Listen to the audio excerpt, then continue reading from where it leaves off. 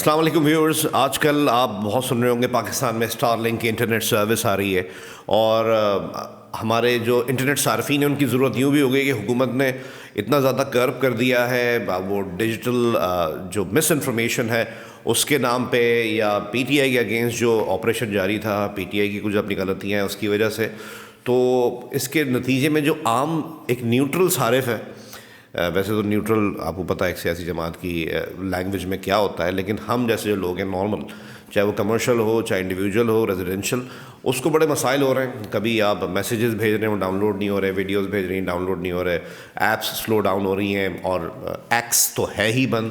تو ایسے میں اسٹار لنک کا نام بہت آ رہا ہے. تھوڑا اسٹار لنک کے بارے میں تھوڑا جاننے کی کوشش کرتے ہیں.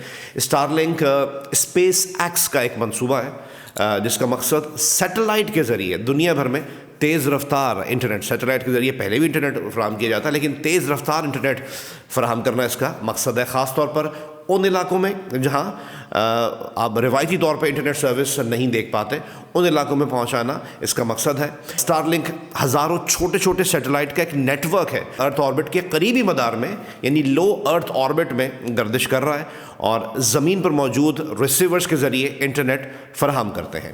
اس کے لیے ہارڈ ویئر درکار ہوتا ہے جس کی قیمت، کیونکہ جب ہم بات کر رہے ہیں اسٹار لنک پاکستان میں آئے گا تو ہم نے یہ بھی دیکھنا ہے کہ بھائی کتنے میں سروسز مل جاتی ہیں. ابھی آپ کو ان لمیٹڈ انٹرنیٹ کا جو پیکج ہے ریزیڈینشل وہ 5-6 ہزار روپے پر منتھ میں مل جاتا ہے، اور اس کی جو ایڈوانس ہے یا ڈاؤن پیمنٹ ہے وہ مختلف ہے مختلف کمپنیز کی. تو اگر اب اسٹار لنک کا انٹرنیٹ ابھی جن ممالک میں ہے ان کے حساب سے قیمت کا اندازہ لگایا جائے، ڈالرز میں دیکھا جائے تو $600 اس کے ہارڈ ویئر کی قیمت ہوتی ہے، جو آپ ایڈوانس سمجھ لیں، جو ایک ڈیوائس لگا کے جائیں گے آپ کے پاس $600 بنتے ہیں تقریباً 1.5 لاکھ پاکستانی روپے. ماہانہ فیس جو ماہانہ آپ نے اس کا پے کرنا ہوتا ہے ان سروسز کا، وہ تقریباً جو ابھی جن ممالک میں ہے وہاں پر $120 ان کو پے کرنا پڑتا ہے، $110 سے $120 جو پاکستانی بنتے ہیں تقریباً 280 کا اگر ریٹ لگا لیں ڈالر کا جو آج کا ہے تو 34,000 پاکستانی روپے بنتے ہیں، یعنی کہ پر منتھ آپ کو 34,000 روپے. اگر آپ ریزیڈینشل کنیکشن لے رہے ہیں، گھر میں لے رہے ہیں انڈیویجول کے لیے، تو آپ کو 34,000 روپے پر منتھ دینے ہوں گے. اس کے بعد کمرشل کنیکشن کی بات آتی ہے. تو کمرشل کنیکشن یا جسے کنیکشن برائے کاروباری صارف آپ کہہ سکتے ہیں، کے لیے چارجز مختلف ہیں، جیسا کہ انسٹالیشن چارجز یا ہارڈ ویئر کی قیمت میں آپ کو دینے پڑیں گے تقریباً $2,500 جو آج کا ریٹ اس کے حساب سے اگر لگائیں تو 7 لاکھ روپے بنتے ہیں. اور اس کے لیے ماہانہ فیس آپ کو دینی پڑے گی جو بنتی ہے $500. اگر آپ کمرشل کنیکشن لیتے ہیں $500 بنتے ہیں تقریباً 1,40,000 روپے آپ کو پر منتھ پے کرنے پڑیں گے. اب اسٹار لنک کے بارے میں جہاں تیز انٹرنیٹ کی بات ہو رہی ہے وہاں یہ بھی ہو رہی ہے کہ ان علاقوں میں جہاں پہلے انٹرنیٹ میسر نہیں تھا وہاں بھی انٹرنیٹ کی سہولت، اگر آپ فون یا لیپ ٹاپ لے کے جاتے ہیں وہاں بھی، یا اگر آپ کا گھر ہے کسی پہاڑ پر یا کسی ایسے ریموٹ ایریا میں پہلے وہاں پہ انٹرنیٹ ایکسیس نہیں تھا، وہاں بھی ایکسیس آ جائے گا. پاکستان کی آپ مثال لے لیں تو اگر آپ ریل کا سفر کر رہے ہیں تو فون اور انٹرنیٹ سگنل صرف بڑے شہروں تک ہی آتے ہیں، ورنہ آپ یہی کہہ رہے ہوتے ہیں کہ جی اب میں حیدرآباد اسٹیشن سے نکل گیا ہوں، میں ملتان اسٹیشن سے نکل گیا ہوں، فیصل آباد اسٹیشن سے نکل گیا ہوں. اب کوئی بڑا اسٹیشن آئے گا تو ہی ہم انٹرنیٹ یوز کر سکیں گے یا بات ہو سکے گی، یا اگر ہم یوٹیوب یا فیس بک لائیو جانا چاہتے ہیں تو ایسا بھی پاسبل نہیں ہے. تو اگر اسٹار لنک پاکستان آ جاتی ہے سروس تو ایسے میں آپ کو یہ سہولت میسر آ سکے گی. اس کے علاوہ اگر آپ ساحلی شہر میں رہتے ہیں جیسے لائک گوادر اور جو اور کوسٹل ایریاز ہیں، کراچی ہے، تو وہاں سے کشتی یا کسی کروز کا آپ سفر کر رہے ہیں تو فون یا لیپ ٹاپ اکثر ناکارہ ہی ہو جاتے ہیں. ابھی تک تو یہی اس کہانی ہے، اور یہی حال ہوائی سفر کا بھی ہے. تو اسٹار لنک آپ کا یہ مسئلہ حل کرنے کی صلاحیت رکھتا ہے. اسٹار لنک کا اعلان یا اس کا آغاز اگر آپ کہیں تو 2015 میں ہوا تھا، اور 2019 میں امریکہ وہ پہلا ملک تھا جہاں یہ سروس پبلک کی گئی تھی. سال 2022 تک اسٹار لنک کے 10 لاکھ سے زیادہ صارف ہو چکے تھے، اور اب اس میں گریجولی اضافہ جاری ہے.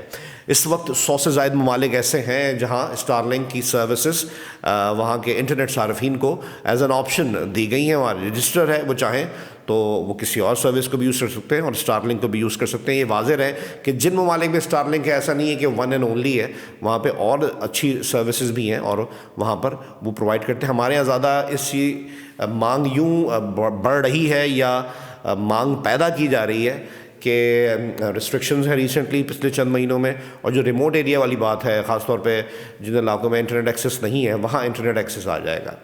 پاکستان میں وزیر برائے آئی ٹی شزا فاطمہ صاحبہ نے ایک موقع پر یہ کہا ہے کہ اسٹار لنک کو پاکستان میں رجسٹر کر لیا گیا ہے، لیکن انہوں نے مزید یہ بھی کہا کہ ایسی کمپنیوں کے لیے قواعد و ضوابط یعنی کہ رولز اینڈ ریگولیشنز ابھی طے کرنا ضروری ہے۔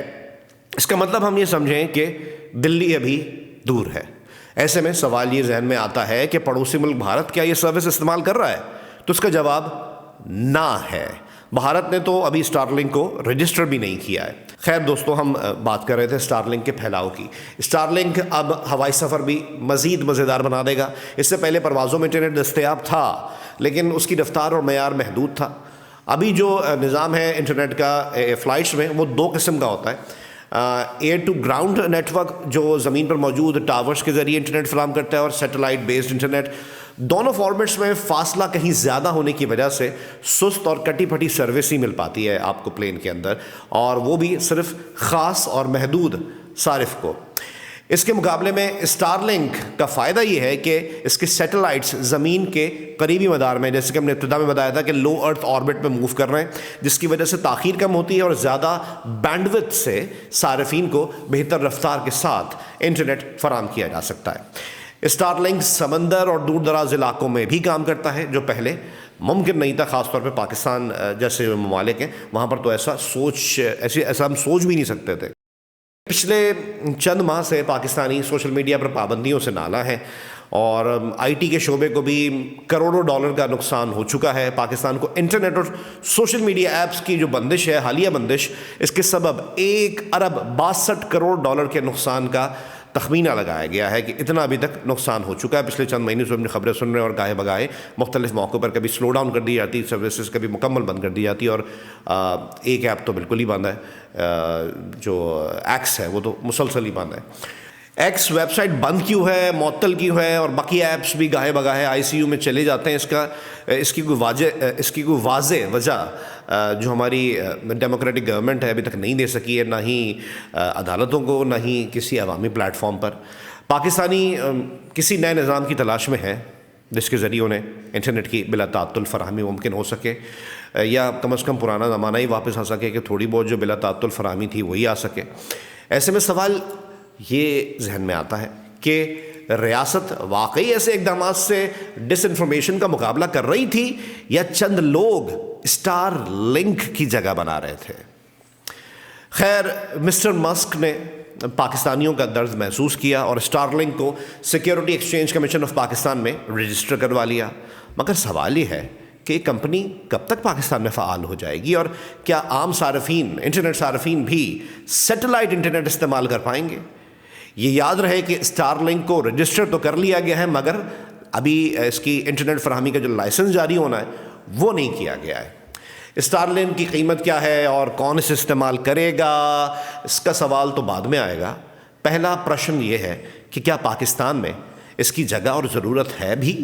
یہ سوال بالکل غیر اہم نہیں ہے، اہم ہے، اور اہم یوں ہے، اس پیراہے میں ہے کہ برطانیہ جیسے ترقی یافتہ ملک میں 96% فیملیز کو پہلے ہی تیز انٹرنیٹ تک رسائی حاصل ہے۔